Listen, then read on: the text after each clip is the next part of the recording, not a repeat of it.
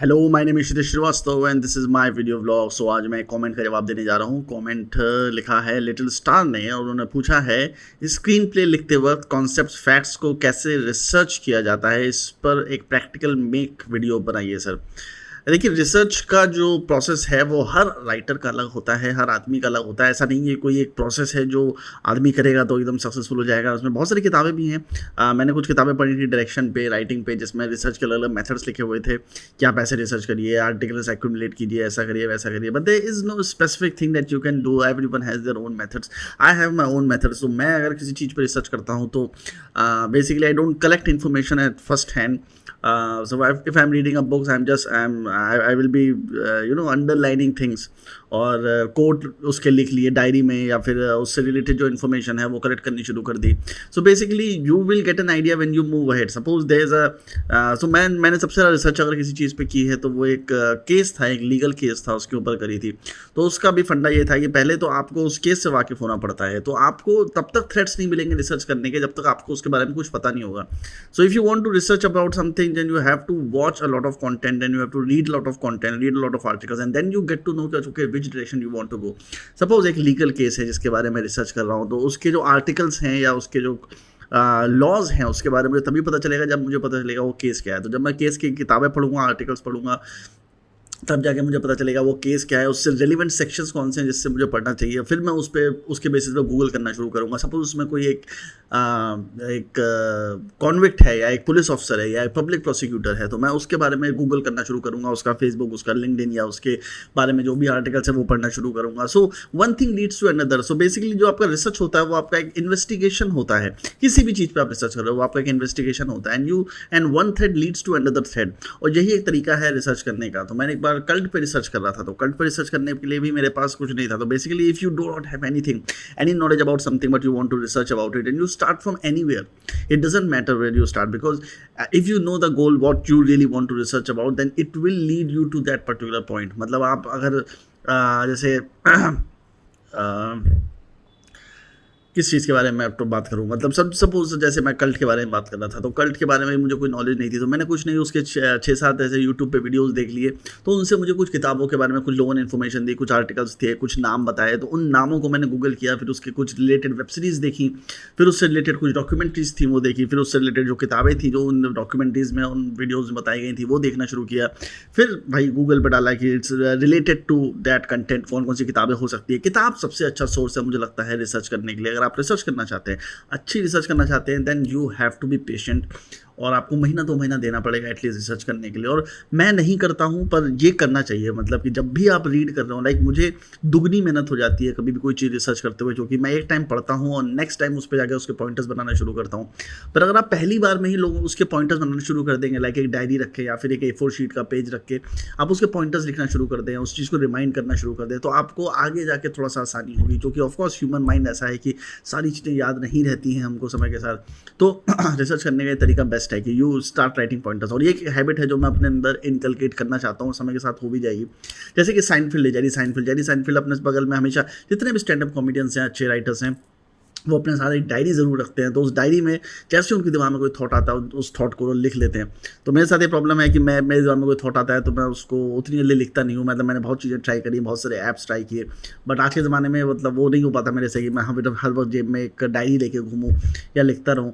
So basically मैं Google keeps पर लिख लेता हूँ, या फिर मैं कोई वर्ड फाइल खोल के उसमें लिख लेता हूँ, या फिर अपने दिमाग में उस थॉट को 25 बार सोच लेता हूँ ताकि मुझे याद रहे, बाद में भूल ना जाऊँ.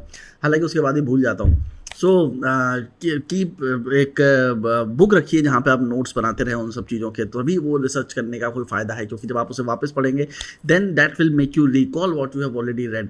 एंड रिसर्च का भी यही सिद्धांत है कि when you research about something, you have to know it first. आपको चीज़ क्लियर होनी चाहिए. अगर आपको चीज़ क्लियर है तभी आप उस चीज़ के बारे में ज़्यादा लिख पाओगे. तो उसका कोई बेसिकली जो मैं आपको बता रहा हूँ उसका अगेन कोई फॉर्मेट नहीं है. और बेसिकली हर कोई डरता है, हर कोई एक फॉर्मेट, एक प्रोटोकॉल, एक पैराडाइम समझने की कोशिश करता है. क्या पता कोई एक एल्गोरिदम हो जिसको मैं फॉलो करूँ और वही रिसर्च का तरीका हो, जबकि ऐसा नहीं है. और रिसर्च मेरे ख्याल से हैपहैज़र्ड वे में होनी भी चाहिए, रैंडमली होनी चाहिए. क्योंकि कई बार जो आप जो रिसर्च मतलब समझ लो जैसे स्क्रिप्ट राइटिंग होती है, वैसे ही रिसर्च होती है कि अंधेरे कैसल में आप मोमबत्ती लेके चल रहे हो, आपको नहीं पता आप कहाँ जा रहे हो, पर जितना आपको रास्ता दिख रहा है आप उतना आगे बढ़ते जाते हो. वैसे ही रिसर्च होनी चाहिए. चाहिए। अगर आप रिसर्च बहुत ही प्लान्ड वे में करोगे then you will miss a lot of things, क्योंकि जब आप हैप्पैज़र्ड वे में और रैंडम वे में रिसर्च करते हो तो आपको वो चीज़ें कई बार मिल जाती है जो आपने खुद नहीं सोची होती है कि आपको ये चीज़ें मिल सकती हैं। आप समझ रहे हो? जैसे कई बार कई लोग जो जिन्होंने रिसर्च करी होती है वो मुझे बोलते हैं कि अच्छा तुम मेरे साथ रिसर्च करो, तो उनके पास अपनी एक नॉलेज होती है। पर जब मैं रिसर्च करता हूँ तो मैं भी हैप्पैज़र्ड वे में, एक रैंडम वे में अपनी रिसर्च स्टार्ट करता हूँ। तो रास्ते में कहीं अगले दिन जब मैं उससे मिलूंगा तो फिर मैं उसको बताऊंगा तुझे ये पता है इसके बारे में, एंड ही वुड से कि अच्छा मैंने इतनी रिसर्च की, मुझे इसके बारे में नहीं पता है, because I was in the haphazard manner, I didn't walk in to the research zone that he might have plan for me. किसी और बंदे ने अगर मुझे बताया कि तू ये किताबें पढ़ ले, तो मैं वही किताबें पढ़ूंगा, तो मेरी नॉलेज और उसकी नॉलेज के बीच में कोई डिफरेंस नहीं होगा। पर अगर मैं हैप्पैज़र्ड वे में मूव करूंगा तो मुझे 25 नॉलेज ऐसी भी हो सकती है, मिल सकती है, और हो सकता है कि मैं वो करते करते किसी और इंटरेस्टिंग जोन में चला जाऊं।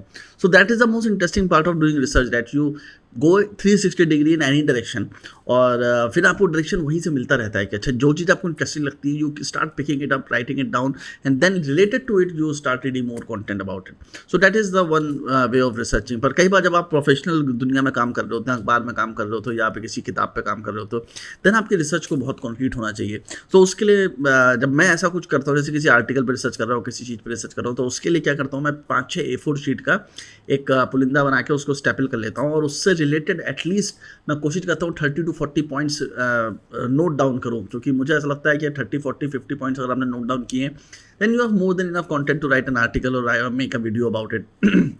सो that is something that you can do, that if you want to have a very plan research, जो कि कई बार करना पड़ता है अगर आप प्रोफेशनल वर्ल्ड में काम कर रहे हैं। जैसे कोई बंदा है जिसने आपको फिल्म लिखने को दी है, जैसे अभी शेरशाह आई थी पिक्चर, शेरशाह में अगर आपको रिसर्च करनी है तो आप इधर उधर नहीं जा सकते, आर्मी के 25 अलग केसेस नहीं पकड़ सकते, आपको विक्रम बत्रा का केस ही पकड़ना है, तो आपको विक्रम बत्रा के बारे में पढ़ना है।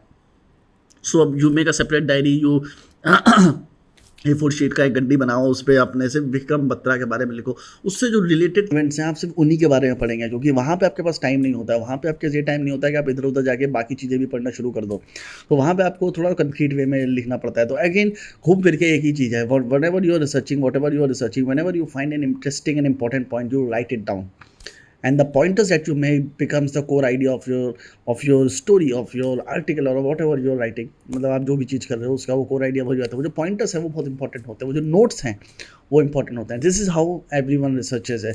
और एक और इसके अलावा एक चीज़ है जो मैं आपको बताता हूँ कि अगर आपको बहुत सारे नॉलेज नहीं है और yet you want to write an article or a screenplay, then do not think that you need to have all the knowledge about that particular subject before you start writing something।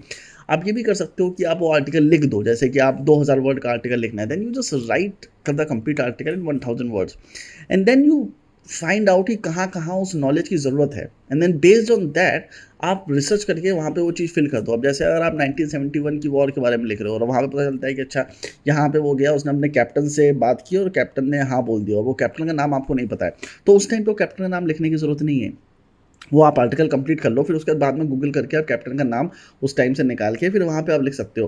किसी पहाड़ी पर लड़ाई हो रही है, आपको उस पहाड़ी का नाम याद नहीं है, देन यू जस्ट राइट कि अच्छा उस पहाड़ी पर लड़ाई हुई थी, वहाँ पे एक ब्लैंक छोड़ दो या फिर एक मार्क बना दो, and later go and research about it and then write the name of the पहाड़ी। सो ये ज़रूरी नहीं है कि आपको सारी चीज़ें पता हो तभी आप आर्टिकल या स्क्रीन पे लिख सकते हो। You can write the thing and you start filling in the gaps. So जैसे अभी रिसेंटली मैंने कोई एक स्क्रीन प्ले लिखा था, तो उसमें कुछ टेक्निकल चीज़ें मुझे जाननी थी, पर वो टेक्निकल चीज़ें मुझे नहीं पता थी, पर मैंने स्क्रीन प्ले क्योंकि स्टोरी में तो कोई फ़र्क नहीं पड़ा ना, मतलब स्टोरी मुझे पता है कि ये चीज़ होगी, कैसे होगी वो मुझे नहीं पता था, तो उसके बारे में रिसर्च करनी थी। तो मैंने पहले कहानी लिख दी, सारी चीज़ें लिख दी, उस चीज़ को ब्लैंक छोड़ दिया, उसको बताया कि अच्छा ये चीज़ हो गई है और यहाँ पर मुझे फिल इन करना है, फिर बाद में मैंने रिसर्च करके उस चीज़ को एक्सप्लेन कर दिया वहाँ पर कि अच्छा इस तरह से वो चीज़ हुई थी। तो आप समझ रहे हो, it is not necessary that you need to have all the knowledge in this world to start writing something. Once you write the article, अच्छा इस प्रोसेस में क्या फ़ायदा है, इस प्रोसेस में ये फ़ायदा है कि once you finish the write article you get confident कि एटलीस्ट आर्टिकल तो फिनिश हो गया है, and then all you have to do is fill in the blanks. आपको कोई नई चीज़ खोजनी नहीं है, आपको पता है, आपके पास डायरेक्शंस है कि अच्छा ये चीज़ यहाँ पे मिसिंग है, ये चीज़ यहाँ पे मिसिंग है, इस चीज़ के बारे में मेरे को पता नहीं है, इस चीज़ के बारे में पता नहीं है, all I have to do is search for them and then put it there, that's it what you have to do। So this is my idea of researching. और मैंने जो किताबें पढ़ी रिसर्च के बारे में उसमें से कोई भी मेथड मुझे प्रैक्टिकल नहीं लगा, और यही जो तरीके हैं यही मुझे लगता है प्रैक्टिकल है। और ये बहुत सारे तरीके जो ऐसे हैं जो इंटरव्यूज़ में आप सुनते हो वो सही होते हैं, मतलब उसमें सिर्फ एक ही तरीका है जो सही है, वो है कि आप लिखते रहो, अपने पास एक डायरी रखो, whatever research you do you just keep making notes, the more notes you will make the better research it will be. Thank you for listening to me. मिलते हैं जल्दी नेक्स्ट व्लॉग में और इस तरह के सवाल आप और भी पूछते रहिए। अगर आपको ये वीडियो अच्छा लगा है तो प्लीज़ लाइक शेयर सब्सक्राइब। अगर नहीं अच्छा लगा है तो भी बताइए कि क्या और इम्प्रूवमेंट किया जा सकता है। बाय।